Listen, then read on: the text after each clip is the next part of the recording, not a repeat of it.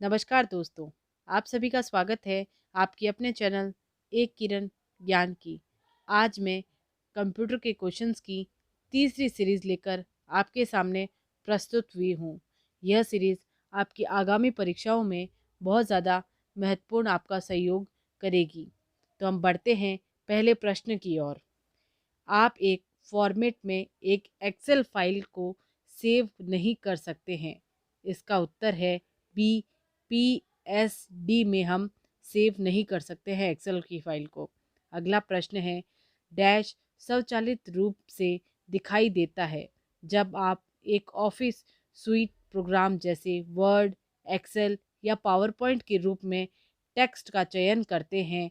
तो उसका उत्तर क्या होता है? इसका उत्तर होगा ए, मिनी टूल बार। अगला प्रश्न है, निम्नलिखित में से क्या एक छोटे से एकल साइट नेटवर्क को संदर्भित करता है? इसका उत्तर होगा ए, एल ए एन संदर्भित करता है, लोकल एरिया नेटवर्क। अगला प्रश्न है, आमतौर पर किसी भी नेटवर्क पर फाइलों के आदान प्रदान के लिए इस्तेमाल होने वाले प्रोटोकॉल जो टीसीपी आईपी प्रोटोकॉल का समर्थन करता है उसे क्या कहते हैं? इसका उत्तर है ए, एफ कहते हैं। अगला प्रश्न है, LAN कार्ड को डैश के रूप में भी जाना जाता है। इसका उत्तर है सी, NIC के रूप में भी LAN कार्ड को जाना जाता है। अगला प्रश्न है, निम्नलिखित में से कौन सा प्रोटोकॉल दोनों TCP और UDP का प्रयोग करता है? इसका उत्तर है डी, DNS दोनों का प्रोटोकॉल का प्रयोग करता है। चाहे वो TCP हो चाहे UDP हो, दोनों का प्रयोग DNS करता है, तो इसका उत्तर डी है।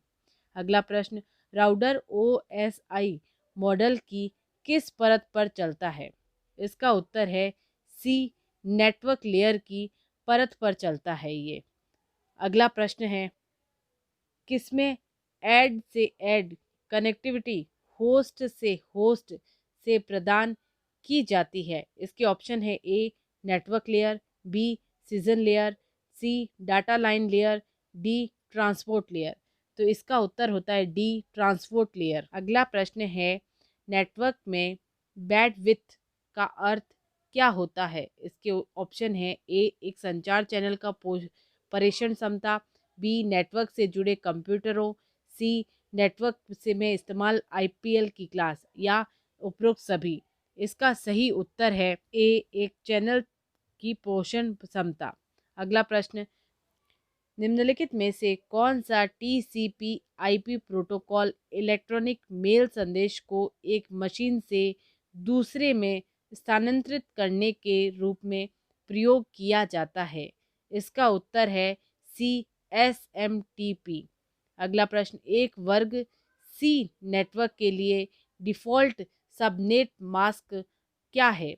तो इसका उत्तर होता है डी, 255.255.255.0। अगला प्रश्न है, सॉफ्टवेयर के दो प्रमुख श्रेणियां में शामिल होता है? तो इसका उत्तर होता है सी, सिस्टम सॉफ्टवेयर और एप्लीकेशन सॉफ्टवेयर जो होता है वो दो मुख्य प्रमुख श्रेणियों के अंदर आते हैं सॉफ्टवेयर के अंदर।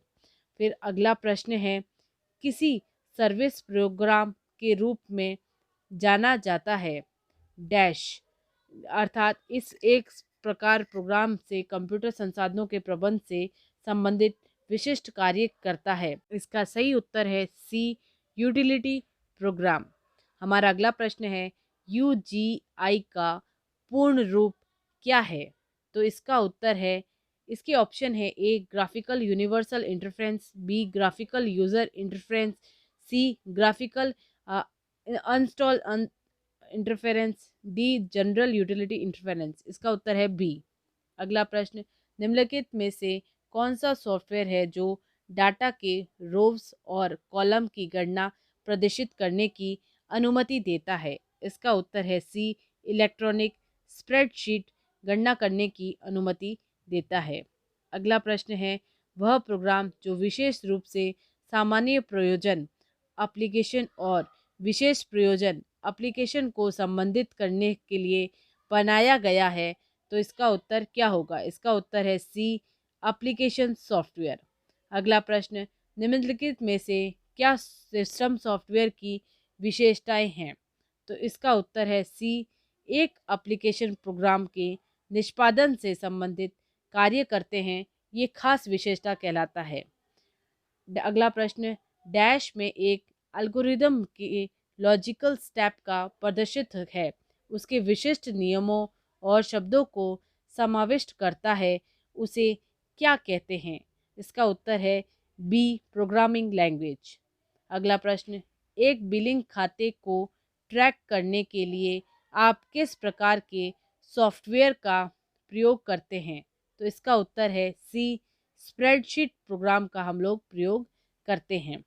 अगला प्रश्न, निम्नलिखित में से किन स्थानों पर कॉमन डाटा एलिमेंट्स छोटे से बड़े क्रम में होते हैं? तो इसका उत्तर है C, bit, byte, character, record, field, file, database. अगला प्रश्न, एक हाफ बाइट डैश के रूप में जाना जाता है, इसका उत्तर है डी, निबल, एक हाफ बाइट के रूप में जाना जाता है, NIBBLE। अगला प्रश्न है, आपके कंप्यूटर में बिल्ड स्थायी मेमोरी डैश होती है, इसका उत्तर है ए, ROM, रोम होती है।